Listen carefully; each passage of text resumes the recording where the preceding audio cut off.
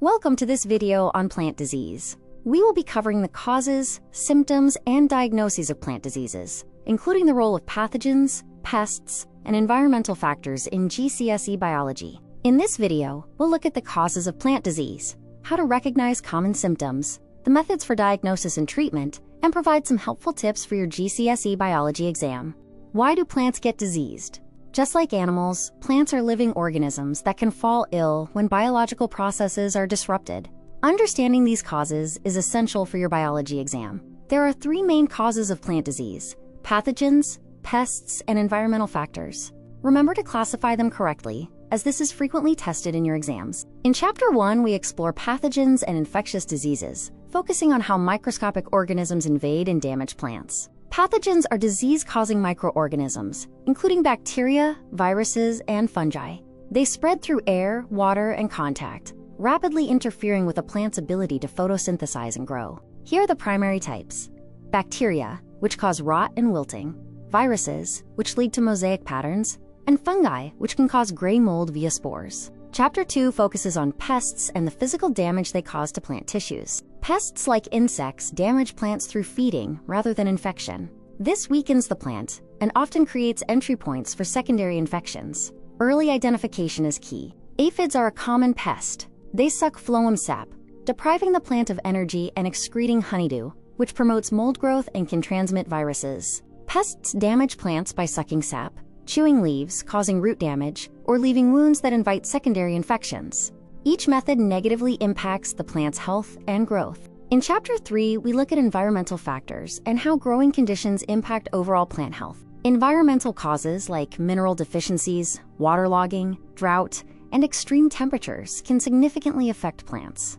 Recognizing these is crucial, as they can mimic symptoms of pathogen-caused diseases. Common mineral deficiencies include nitrogen, which causes stunted growth, magnesium, leading to chlorosis, and potassium, resulting in brown leaf edges. Finally, Chapter 4 covers the visible symptoms that signal when a plant is unwell, helping you diagnose and understand the underlying issues. One recognizable sign of disease is spots on leaves.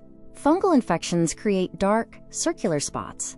Bacterial infections cause water-soaked lesions, and viral infections produce mosaic patterns. Stunted growth occurs when a plant fails to reach its normal size. Possible causes include viral infections, nitrate deficiency, root damage, or waterlogging in the soil. Decay or rot indicates significant cellular breakdown.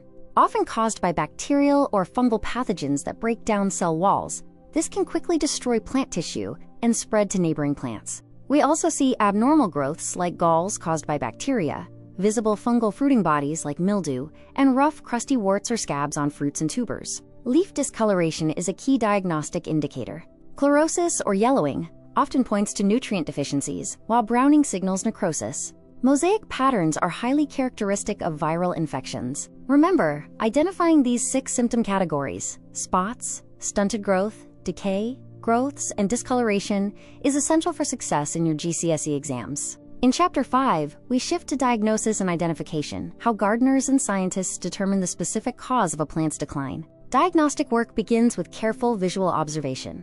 Experts check the whole plant for patterns, as the distribution of symptoms like yellowing can distinguish between mineral deficiencies and diseases. Scientists confirm the cause through a 4-step process: visual observation, laboratory testing, comparing findings against reference guides, and finally reaching a confirmed diagnosis for treatment. Reference guides are invaluable tools. They allow us to match current symptoms with a database of known diseases, which is crucial since many different issues can present with similar signs. When visual signs aren't enough, we turn to lab methods: microscopy to spot pathogens, ELISA for viral protein detection, soil analysis for mineral content, and DNA testing for precision. Correct diagnosis is essential. Treating a fungal infection with fertilizer is ineffective and can actually harm the plant, wasting valuable resources and risking entire crop harvests. Chapter 6 covers treatment and plant health.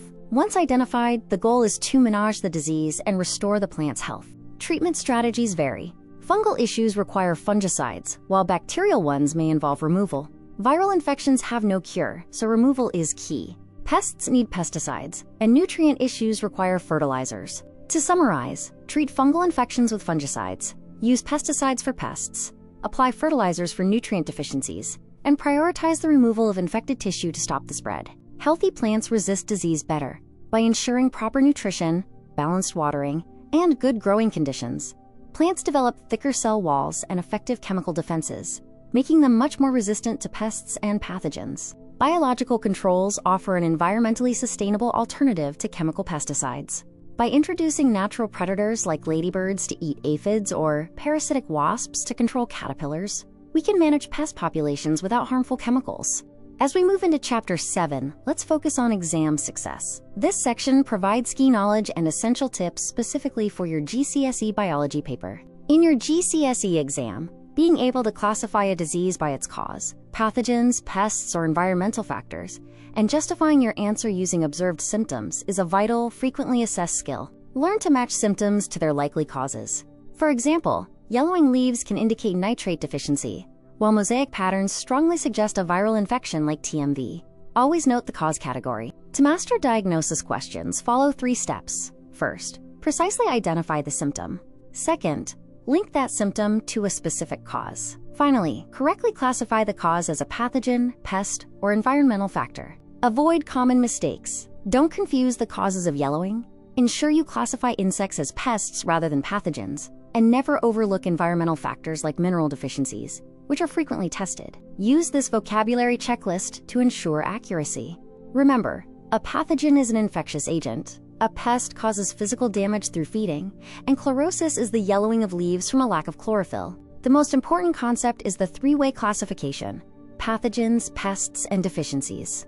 In the exam, look closely at the keywords and symptom descriptions to determine which category the question is referring to. You are now ready to excel in your plant disease revision. Use this guide alongside your past papers to master the causes, symptoms, diagnosis, and treatment of plant diseases.